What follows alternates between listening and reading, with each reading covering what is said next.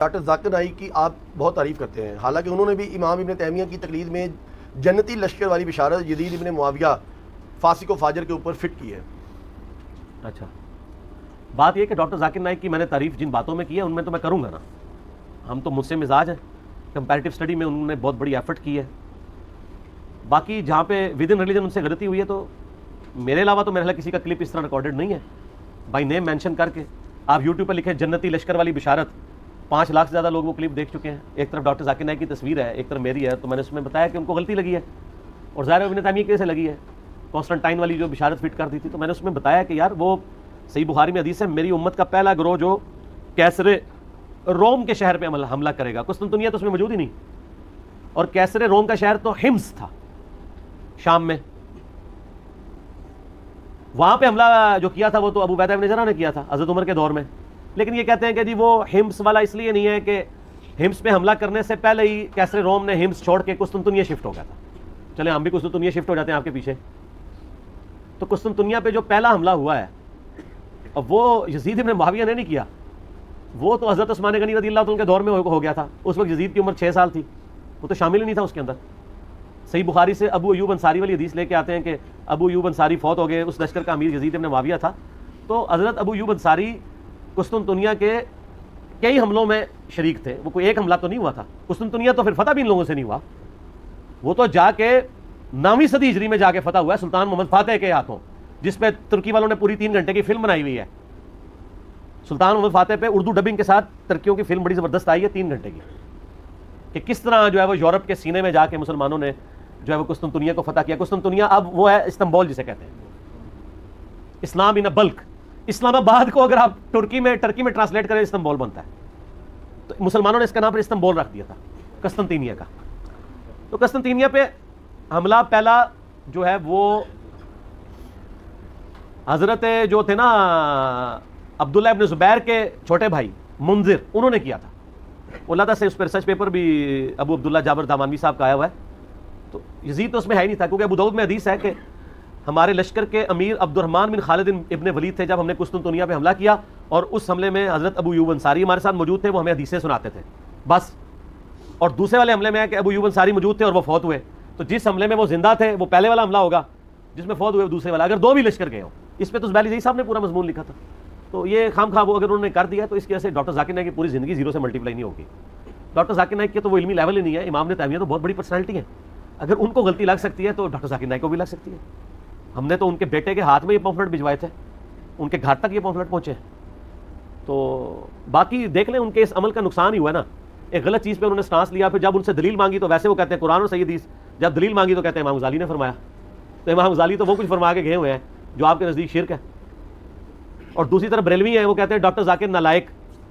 تو وہ پنڈی کے مفتی صاحب کو میں نے کہا تھا کہ اگر ڈاکٹر ذاکر نالائق ہے تو غزالی نالائق کیوں نہیں ہے، جس نے احیاء العلوم میں لکھا ہے کہ قتل حسین کو یزید کی طرف نہیں منسوب کرنا چاہیے، تو ایک مسلمان کے اوپر جھوٹی تہمت لگانا ہے، اور جو ایسی تہمت لگا رہا ہے وہ اس کی طرف خود لعنت پلٹ آئے گی۔ تو میں نے کہا تھا کہ جو لوگ اس وقت ڈاکٹر ذاکر کو نالائق کہہ رہے ہیں، وہ جب یزید کے خلاف بولتے ہیں تو امام غزالی کی نظر میں وہ خود لعنتی ہیں۔ تو جرأت کرے، یہ تو جرأت کرنی چاہیے نا ان کو، جو بندہ ان پہ لعنت بھیج رہا ہے وہ کہے نہیں تو ہی لعنتی ہیں۔ تو ایک ٹکٹ میں 2 مزے تو نہیں ہوتے۔ ہم امام غزالی کو بھی غلط سمجھتے ہیں اس مسئلے میں، اور ڈاکٹر ذاکر نائک کو بھی غلط سمجھتے ہیں، اور بریلویوں کو بھی غلط سمجھتے ہیں۔ صحیح کس کو سمجھتے ہیں؟ اچھا، یہ اگلے دن ایک بندے نے نا کہا کہ جی آپ ساروں کو غلط کہتے ہیں تو آپ ہی ٹھیک ہے۔ میں نے تو کبھی نہیں کہا میں ٹھیک ہوں، میں تو ہمیشہ کہتا ہوں نہ میں وہابی نہ میں بابی، میں ہوں مسلم علمی کتابی، آپ کتابوں کو فالو کریں۔ یہ سارے غلط ہیں جی، سارے ہی غلط ہیں کسی نہ کسی معاملے میں۔ آئے کوئی مسلمان کی دعویٰ کرے کہ فلاں مسلمان انکلوڈنگ میرے بارے میں کہ وہ 100% ٹھیک ہے، یہ کون دعویٰ کر سکتا ہے؟ آپ یہ دیکھا جائے کریں کہ جو غلطی ہائی لائٹ ہو رہی ہے وہ غلطی ہے کہ نہیں۔ تو یہ کہتے ہیں غلطی ہائی لائٹ نہ کریں، اچھائیاں بیان کریں۔ ان کو کہ اچھائیاں اگر بیان کریں تو یہ کام آپ خود کیوں نہیں کرتے؟ آپ اپنے بزرگوں کی تو اچھائیاں بیان کرتے ہیں، دوسروں کی تو غلطیاں بیان کرتے ہیں۔ تو سر 99 قتل تو آپ نے بھی کیے ہوئے ہیں، کیا دیوبندی اپنے علاوہ سارے فرقوں کو غلط نہیں کہتے؟ بالکل کہتے ہیں، کہتے ہیں۔ تو 99 قتل تو انہوں نے بھی کیا، ہم نے ساتھ کہہ دیا کہ دیوبندی بھی غلط ہے، تو ایک ہی زیادہ کر کے سینچری پوری کی ہے نا۔ مدعا سارا ہمارے اوپر پڑ گیا، ہم تو پھر بھی اولو العلم قائما بالقسط ہے، انصاف پہ قائم ہے کہ نہیں دیوبندی بھی اس معاملے میں غلط ہے۔ تو کسی کو غلط کہنے کا مطلب یہ نہیں کہ اس کی تکفیر کرتے ہیں۔ یہ لوگ جب غلط کہتے ہیں اسلام سے بھی باہر نکالتے ہیں۔ ہم غلط کہہ کے بھی پیچھے نماز پڑھتے ہیں۔ یقین کریں جو مولوی میرے خلاف جمعہ پڑھاتے ہیں، میں ان کے پیچھے نماز پڑھ رہا ہوں تو سامنے بیٹھ کے جمعے کی تقریر سن رہا ہوتا ہوں۔ کتنے مولوی ہیں کہ میں مسجد میں انٹر ہوں، وہ اپنا موضوع چھوڑ کے میرے اوپر شروع ہو جاتے ہیں حالانکہ میں یعنی اپنی فیملی کے ساتھ جمعہ پڑھنے میں بھی گیا ہوتا ہوں.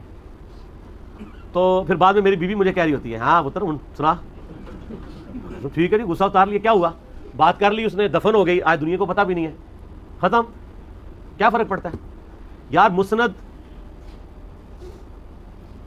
مسند ابھی یالہ میں موجود ہے کہ مروان بن حکم ممبر پہ مولا علی پہ لعنت کر رہا ہوتا تھا اور حسن حسین نیچے بیٹھ کے خطبہ سنتے تھے. تو سر ہم تو ان کے ماننے والے ہیں ہم پہ نام لے کے تو کوئی لعنت نہیں کر رہا نا. تو میں ان کو کہتا ہوں کہ آپ جمعے میرے خلاف پڑھانے کے بجائے مجھے نام لے کے بھی لعنت کرو نا تب بھی میں آپ کے پیچھے نمازیں پڑھوں گا. یہی ہماری سچائی کی دلیل ہے کہ ہم شریعت کو کہیں پہ کراس اس کی باؤنڈری نہیں کرتے. نمازیں انہی کے پیچھے پڑھنی ہے کیونکہ ہمیں حکم ہے خلیفہ راشد عثمان ابن عفان کا صحیح بخاری 695 کہ نیکی کے کاموں میں باغیوں کا ساتھ دو نماز مسجد نبوی میں باغیوں کے پیچھے پڑھو برائی میں ان سے الگ رہو. حالانکہ حضرت عثمان کہہ سکتے تھے کہ تم غلط لوگوں کو سپورٹ کر رہے ہو نمازیں ان کے پیچھے نہ پڑھو لیکن ان کو پتا تھا ان نیکی کے کاموں میں تو آپ نے تو ہم بھی نیکی کے کاموں میں ساتھ دیتے ہیں سر اب بھی دیتے ہیں آندہ بھی دیں گے انشاءاللہ تعالیٰ کوئی مسئلہ نہیں. ٹھیک ہو گیا. اگلا سوال ہے جی کہ آپ کی نظر میں اہل سنت کے علماء و اکابرین میں دور جدید کے اندر کون کون سی شخصیات ہیں جنہوں نے محبت اہل بیت کو علمی سطح پر متعارف کروایا ہے؟ دور قدیم میں تو سارے ہی ہیں جی محدثین لیکن اس میں ٹاپ آف دا لسٹ امام حاکم ہے نیشا پوری المتوفا 405 ہجری جنہوں نے المستدرک الحاکم لکھی ہے. امام نسائی ہیں المتوفا 303 ہجری. دور جدید کے اندر اہل بیت کی جو محبت کے امام ہیں نا جی عرب کے اندر شیخ ناصر الدین البانی ہے. سلسلہ احادیث صحیحہ میں انہوں نے اہل بیت کے فضائل میں وہ ساری حدیثیں جمع کی ہیں جس سے ناسبیوں کے پیٹ میں مروڑ اٹھتا ہے. اور یہاں پہ عجم میں شیخ زبیر علی زئی ہیں رحمہ اللہ تعالی مولانا مودودی ہیں رحمہ اللہ تعالی خلافت و ملوکیت لکھی انہوں نے. لیکن ان سب سے اوپر اگر کوئی بندہ ہے نا تو مولانا اسحاق صاحب ہے رحمہ اللہ. مولانا اسحاق صاحب جو ہے نا جی دلیر آدمی تھے ون مین آرمی تھے اس میں کوئی شک نہیں ہے. انہوں نے سچائی بیان کرنے کا حق ادا کیا. آپ دیکھ لیں کوئی فرقہ ان کے پیچھے نہیں تھا سارے مخالف تھے. اپنے فرقے کے 40 علماء نے ان کو اپنے فرقے سے بھی نکال دیا لیکن ان 40 مولویوں کی وہ اوقات بھی نہیں ہے جو سورۃ الاعراف کی آیت نمبر 175 میں علماء سوء کے لیے لفظ استعمال کیا گیا انورٹڈ کاما میں. لیکن مولانا اسحاق صاحب کو پوری دنیا جانتی ہے. ٹھیک ہے. تو مولانا اسحاق صاحب فوت ہوئے نا جب تو مجھے کئی لوگوں نے میسج کیے اور جی بھونکنے والی زبان ہمیشہ کے لیے بند ہو گئی. تو میں نے ان کو جواب میں لکھا کہ زبانیں تمہارے بزرگوں کی بند ہوئی نہیں ہیں. مولانا اسحاق صاحب کی زبان قیامت تک یوٹیوب میں زندہ رہے گی الحمدللہ انشاءاللہ. ہزاروں لوگ ہیں جو مولانا اسحاق کی وفات کے بعد ان سے انٹروڈیوس ہوئے ہیں. آپ عام مسلمان سے پوچھیں ابن تیمیہ کو جانتے ہو؟ اہل حدیث کے علاوہ کوئی نہیں جانتا ہوگا. بریلوی جو جانتا ہوگا نا وہ ساتھ اس کے ساتھ لانتیں جو لگائے گا نا وہ آپ کو بتائے گا. لیکن مولانا اسحاق کے بارے میں پوچھیں بریلوی سے پوچھ لیں دیوبندی سے پوچھ لیں اہل حدیث سے پوچھ لیں شیعہ سے پوچھ لیں تو عروج کس کو ملا ہوا ہے؟ مولانا اسحاق کو. تو شیخ الاسلام تو وہ ہوئے پھر. اچھا تو زبیر علی زئی صاحب کو بھی یعنی نا اس طرح لوگوں نے ٹیکسٹ میسج کیے. علی نقوی صاحب بیٹھے ہوئے انہوں نے مجھے خود بتایا. کیوں جی شاہ جی؟ تو زبیر علی زئی صاحب نے کیا کہا تھا؟ زبیر علی زئی صاحب نے 28 اگست 2013 کو مولانا اسحاق کی وفات ہوئی تو زبیر علی زئی صاحب نے فون پہ علی نقوی صاحب کو کہا کہ یار یہ میرے شاگرد بھی مجھے بھیج رہے ہیں اس طرح کی باتیں کہ ایسا نہیں کرنا چاہیے دیکھو یار کل کو ہم نے بھی مر جانا ہے. یہی کہا. تو 1 مہینے کے بعد وہ قومے میں چلے گئے تھے اور 2-2.5 مہینے قومے میں رہ کے وہ فوت ہو گئے. مولانا اسحاق فوت ہوئے 28 اگست 2013 اور زبیر علی زئی صاحب 10 نومبر 2013. ستمبر اکتوبر نومبر 2.5 ہاں فوت ہو گئے. ہاں لیکن وہ فوت ہوئے نا البتہ قومے میں تو وہ چلے گئے تھے 2 ہفتے بعد ہی. تو وہ بات ایک انہوں نے سوچا بھی نہیں ہوگا کہ یار میں جو بات کر رہا ہوں یہ پوری ہو جانی ہے. وہ 78 سال کی عمر میں فوت ہوئے ہیں. زبیر علی زئی صاحب 57 سال کی عمر میں فوت ہو گئے. یعنی ہمارے صاحب سے تو 20-21 سال ان کو ملنے چاہیے تھے. دیکھیں نا لیکن اللہ کی اپنی مرضی ہے کہ اللہ تعالیٰ کس کو کتنا ٹائم دیتا ہے اور وہ اس ٹائم میں کتنا کچھ کر جاتا ہے. تو مجھے یہ شرف حاصل ہے کہ میں نے دونوں کے جنازے بھی پڑھے اور دفنانے تک شامل رہا ہوں. میرے لیے عام الحزن کا سال ہے غم والا. جیسے وہ نبی اسلام کے لیے عام الحزن تھا نا سیدہ خدیجہ کی وفات اور جناب ابی طالب کی وفات. 1 سال میں 2 شفیق آپ کے پشت پناہ فوت ہوئے. تو ہمارے لیے عام الحزن 2013 کا سال. لیکن اللہ کا شکر ہے مولانا اسحاق صاحب ابھی بھی ویڈیو لگاتے ہیں تو زندہ ہی ہیں اپنی تعلیمات میں. ٹھیک ہے. تو وہ تو انشاءاللہ تعالیٰ ان کی تعلیمات لوگ دیکھ رہے ہیں, اور کتنے لوگ ہیں جو ان کی وفات کے بعد وہ کہتے ہیں ہم تو جانتے بھی نہیں تھے, ہم نے بعد میں ویڈیوز دیکھی ہیں اور ہمیں پتہ چلا کہ یار یہ بندے نے اتنا بڑا کام کیا. تو میں یعنی پہلا نمبر جس بندے کو دوں گا نا وہ مولانا اسحاق صاحب ہے, اور یہ میں پہلا نمبر صرف متاخرین میں نہیں دے رہا, میں متقدمین اور متاخرین دونوں کو جمع کر کے پہلا نمبر مولانا اسحاق صاحب کو دوں گا, کیونکہ صدیوں کی ایک گراوٹ تھی, صدیوں کی ایک حق کے اوپر مٹی ڈالنے والا معاملہ تھا, اور کل حزب بما لدیہم فرحون, ہر فرقہ اپنے اوپر خوش تھا. اور آپ کو میں بتاؤں مولانا مودودی نے خلافت و ملوکیت میں احادیث بھی لکھی اور تاریخ سے بھی روایتیں لکھی. میں نے اس کا دفاع ان 72 احادیث والے پمفلٹ میں جس میں 200 روایتیں کیا ہے. مولانا اسحاق صاحب نے خلافت و ملوکیت کا دفاع کیا, اور مولانا اسحاق صاحب مودودی صاحب کے بڑے قریبی اسٹوڈنٹس میں سے تھے. 1962 میں مودودی صاحب کے ساتھ حج کیا ہوا ہے مولانا مودودی کے ساتھ مولانا اسحاق صاحب نے. ان کے جنازے پہ مجھے ان کے کلاس فیلو ملے, ان کی عمر بھی 70+ تھی مولانا اسحاق صاحب کے جنازے پہ. تو وہ مجھے کہنے لگے کہ بیٹا وڈا بندہ وڈا ہی ہوتا ہے, پاویں چھوٹا بھی ہوئے, کہ بڑا آدمی بڑا ہی ہوتا ہے, وہ چھوٹی عمر سے ہی بڑا ہوتا ہے. تو میں نے کہا کیسے؟ ان کا یہ جو مولوی صاحب ہے نا, ہم اس کو بچپن سے ہی مولوی کہتے ہیں.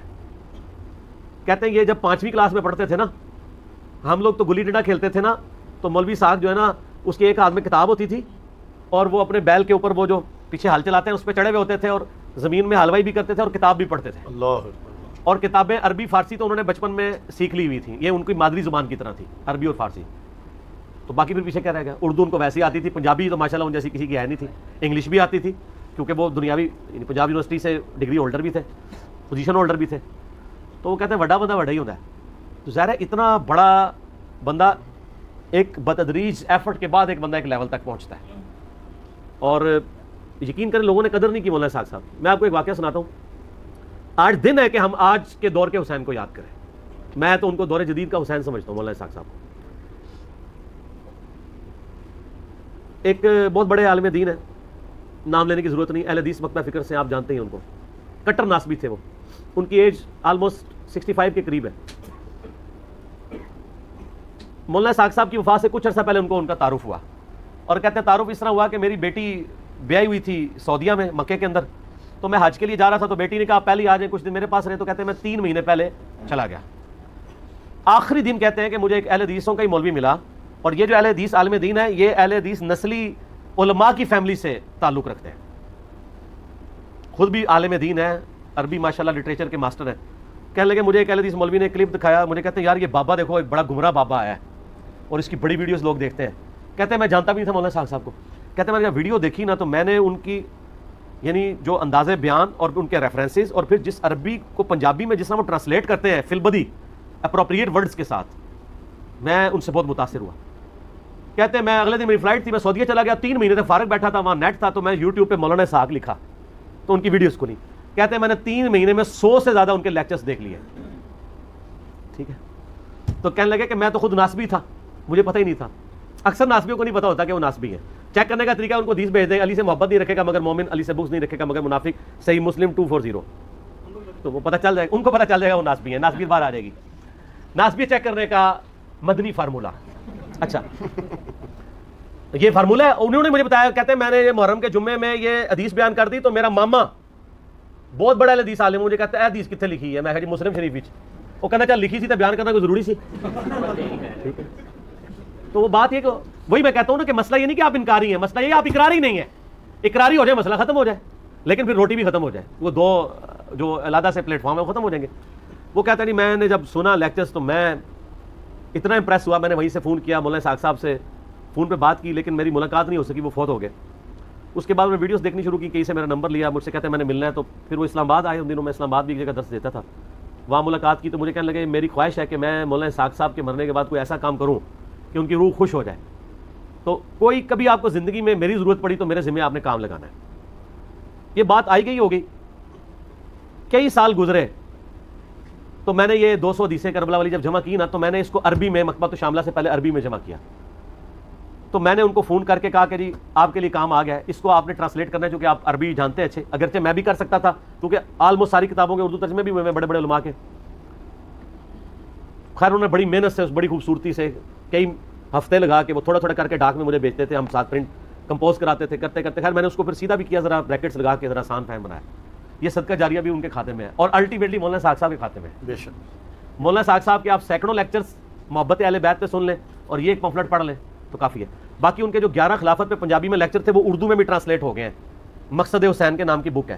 میری شہزاد بھائی سے بات ہوئی تھی, ایک تسی شہزاد بھائی نے تواڈے نال دے ایک گل گل تے ناراض ہو جانے والے جذباتی, وہ ایک فیصلہ آباد شہزاد بھائی نے, وہ مولانا اسحاق صاحب دے سمجھ لو اس ٹائم خلیفہ خاص نے, ان کا وہ پیجز بھی چلا رہے ہیں, یوٹیوب بھی, فیس بک بھی, تو فکر اسحاق, تو وہ انہوں نے اب وہ کہہ رہے ہیں اگلا ورژن اس کا 1100 پیجز پہ آ رہا ہے. تو یہ ان کی کتاب ہے, اردو میں آپ کو ریٹن فارم میں مل جائے گی. ٹھیک ہوگا جی. اچھا, یہ سوال تو آپ نے اس کا جواب دے دیا, لیکن میں ایک ذاتی یہاں پر ایڈ کروں گا اپنا سوال کہ مولانا اسحاق رحمہ اللہ جو ہیں ان کے حوالے سے جو آپ نے تعارف کروایا امت کو آج, اسی حوالے سے میں آپ سے ایک اور ریکویسٹ کروں گا کہ اگر آج مولانا اسحاق رحمہ اللہ جو ہے وہ زندہ ہوتے, اور جس طرح آج سوشل میڈیا جو ہے وہ ایک ایٹم بم اور ہائیڈروجن بم کا کردار ادا کر رہا ہے اور وہ اپنے عروج کے اوپر ہے, اگر آج مولانا اسحاق رحمہ اللہ زندہ ہوتے اور آپ ان کے مختلف انٹرویوز کرتے تو امت کے لیے یہ کس طرح کا معاملہ ہوتا؟ بہت فائدہ ہوتا. لیکن میں نے اللہ کا شکر ہے جو 1 گھنٹہ 35 منٹ کا آلموسٹ انٹرویو ان کا 40 questions with Maulana Ishaq record کروا دیا, اس میں آلموسٹ وہ تمام کریٹیکل ٹاپکس میں نے ڈسکس کر لیے ہیں جو سنی شیعہ کنفلکٹ سے ریلیٹڈ تھے. ظاہر ہے آج اگر وہ ہوتے تو کتنی چیزیں اور مزید سامنے آ جاتی ہیں, لیکن انہوں نے اپنی زندگی میں اتنی ویڈیوز, اس وقت 1700 سے زیادہ ان کی ویڈیوز یوٹیوب پہ ہیں, انہوں نے جتنا کچھ ریکارڈ کروانا تھا 7-8 سالوں میں ریکارڈ کروا دیا, اور اسکیٹرڈ فارم میں آپ کو کہیں نہ کہیں مل جائے گا, کچھ پرانی آڈیو ریکارڈنگس بھی مل جائیں گی, محنت کرنے سے آلموسٹ چیزیں مل جائیں گی. مولانا اسحاق اردو کے نام سے یوٹیوب پہ ایک پیج ہے, وہ آپ جوائن کریں, اس پہ ان کی پرانی ویڈیوز بھی آپ فہد بھائی نے اپلوڈ کرنی شروع کی ہوئی ہیں.